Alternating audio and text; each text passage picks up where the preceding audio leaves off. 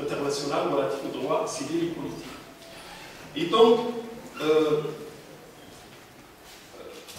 je disais, actuellement, l'activité prosélyte est très présente dans les sociétés et actuellement se caractérise comme une conséquence naturelle de la mondialisation, marquée par des agitations et de la surenchère religieuse à l'intérieur d'une religion donnée ou entre les religions. Bon, dans cet article, vous allez voir le reste peut-être publié, je ne peux pas avoir au bout certainement, mais dans cet article, nous allons traiter de la réponse et des mesures juridiques prises par la République algérienne face à ce qui nous inquiète. Bon, la République algérienne, tout en étant confessionnelle, n'est pas restée indifférente. Elle reconnaît constitutionnellement la liberté de conscience, et cela depuis l'indépendance, c'est l'article 36 actuellement de la Constitution de 1996. Quant à la liberté de culte, un vide constitutionnel persiste depuis la Constitution de 1976. Cette liberté de culte, c'est-à-dire des pratiques religieuses, pratiquer sa religion a été supprimée de la Constitution. Alors, je vais vous donner un historique. C'était à l'époque du président Boumediene. Et en fait, il y avait quelques agitations avec, si je me souviens bien, avec l'Église protestante. Et accusé d'avoir fait du prosélytisme, donc le président a interdit toute association à cette époque-là, après Néron. Et donc, sur le plan des lois et réglementations, ma collègue a rappelé tout à l'heure que dans la réforme constitutionnelle prochaine, un projet de constitution prévoit le deuxième composant, la deuxième composante de la liberté de religion. Parce que la liberté de religion, il y a la liberté de conscience et la liberté de culte. Et donc, les doubles composantes de la liberté de religion vont revenir à la Constitution prochaine. Et donc, sur le plan des lois et réglementations, un arsenal juridique a été adopté qui, dans son ensemble, quand j'ai regardé les lois et la réglementation, montre une institutionnalisation de la religion, une institutionnalisation d'un modèle étatique de l'islam, et je veux dire un modèle étatique de l'islam, c'est-à-dire un islam algérien. Un islam qui respecte les traditions lugubriques des Algériens, la diversité algérienne sur le plan religieux. Et donc, il y a un refus de la surenchère religieuse, parce qu'à un moment donné, j'ai vu à Tizi Ouzou, c'était avant 2006, il y avait sur un documentaire sur Arte, il y avait les salafistes d'un côté et les évangélistes américains d'un côté en train de distribuer des tracts. Donc pour ça, l'État, en tant que garant de l'ordre et de la sécurité publique, des droits de l'homme, de la démocratie, je rappelle juste que l'ordre, sur cette notion d'ordre public, la notion de l'ordre public, elle est insaisissable. C'est-à-dire que l'ordre public algérien n'est pas l'ordre public saoudien. Un exemple flagrant. La femme en Arabie Saoudite est conduite en Algérie, elle conduit. En Arabie Saoudite, c'est un état public. En Algérie, non. Vous voyez, chaque société, on a l'impression que le monde arabe-musulman est une unité, mais non, il y a des sociétés arabes ou musulmanes. Bon, chaque société, c'est son ordre public. Et donc, tout d'abord, concernant les religions, le terme religieux, c'est pour ça que je disais tout à l'heure, moi je ne suis pas dans les débats théologiques, hein, je suis dans le juridique. Qu'est-ce que ça veut dire une religion dans le juridiquement? Tout d'abord, concernant les religions reconnues par l'État, on assiste à une évolution significative dans le droit algérien. Avant 2006, il y a un avant 2006 et il y en a un après 2006. Avant 2006, le décret du 6 décembre 1969 fixant le régime de rémunération du ministre du culte non musulman évoque d'une manière précise les religions du livre juif et chrétien exclusivement. À partir de 2006, de l'ordonnance de 2006, et ce décret d'application emploie les termes autres que musulmans.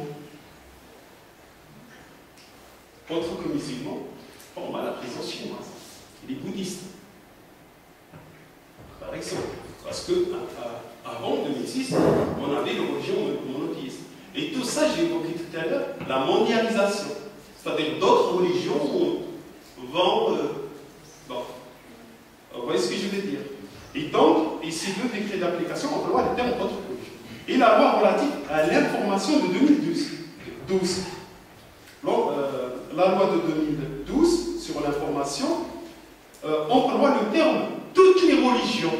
C'est-à-dire, elle ne précise pas c'est quoi la religion. En conséquence, il semble que la nouvelle législation algérienne élargit sa reconnaissance de toutes les religions. Les religions du livre, bien sûr, mais aussi les autres religions,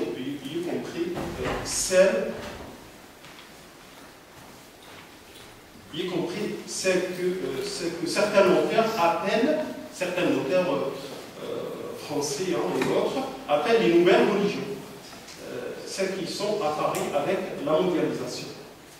Premier point, je crois que...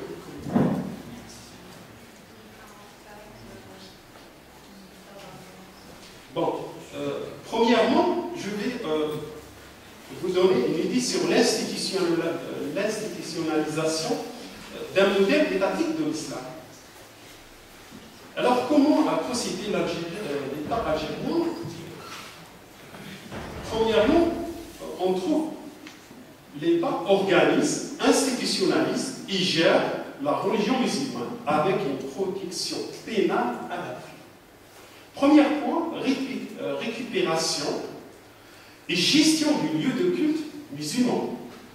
La mosquée, les écoles coraniques et salles de prière. On sait bien que jusqu'au début des années 80, les mosquées étaient délaissées par l'État, qui se contentait de nommer les imams et d'entretenir les édifices. En l'absence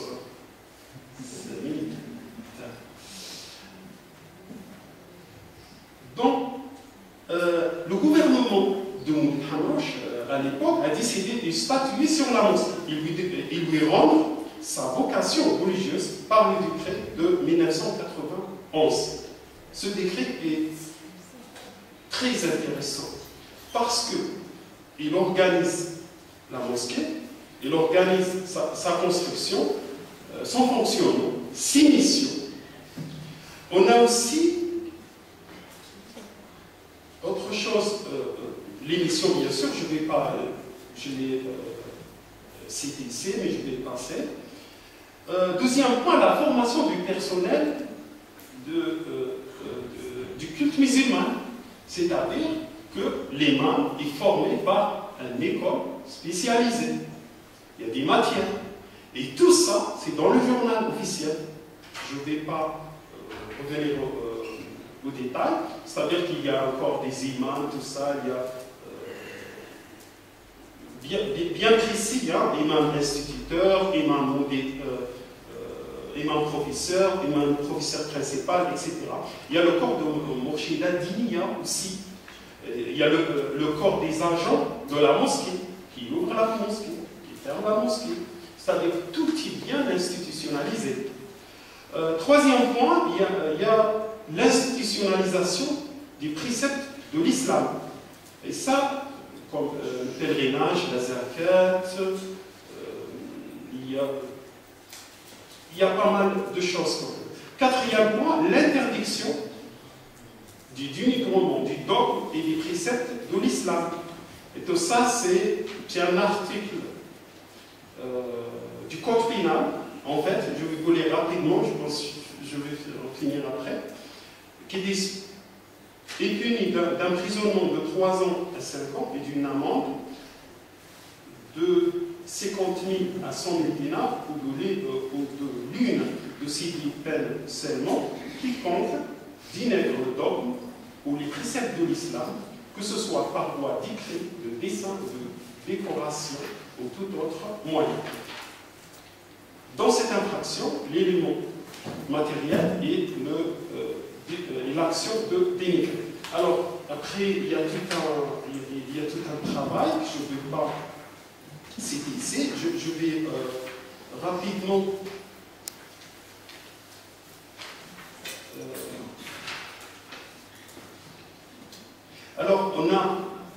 alors, tout ça, c'est le champ religieux.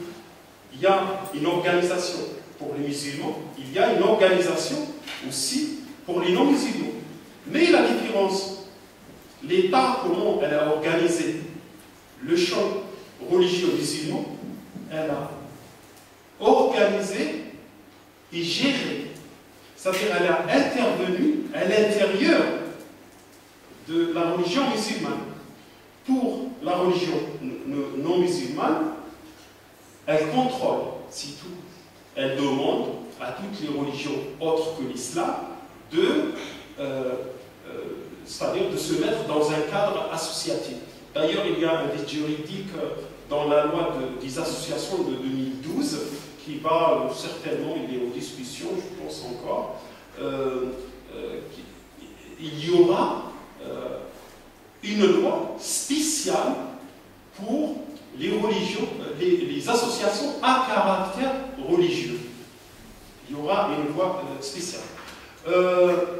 Alors, tout ce qui concerne, pour mettre fin à la surenchère religieuse, il y a des infractions pénales qui ont été instaurées. Premièrement, la protection pénale des individus, des groupes d'individus en matière religieuse.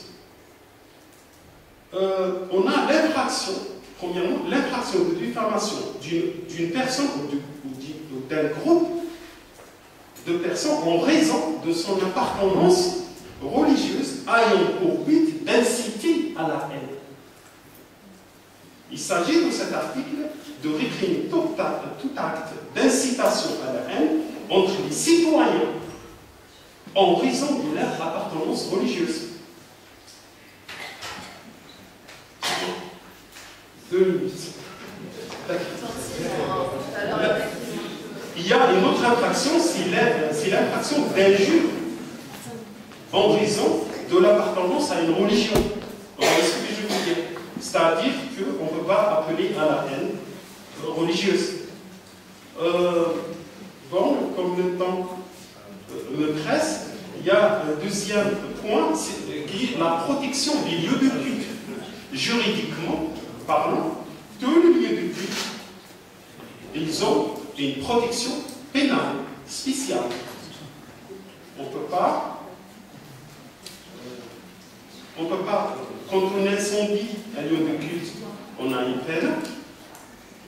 Quand on dégrade ou détruit, quand on dégrade, on détruit, on profane un lieu de culte, il y a des textes pénaux. Enfin, concernant les infractions relatives au prosélytisme, on a l'interdiction du prosélytisme, mais sinon bien spécifique, qui est le prosélytisme qui appelle à la violence, et là, directement, c'est l'article 87-10. Quiconque prêche, on peut prêcher dans une mosquée, au public consacré à la prière, sans être nommé, agréé, autorisé, à cette fin, par l'autorité publique, habilitée, et puni d'un emprisonnement 1 an à 3 ans. Vous voyez, c'est un prosélytisme musulman. Les non-musulmans ont été mis dans l'article 11 de l'ordonnance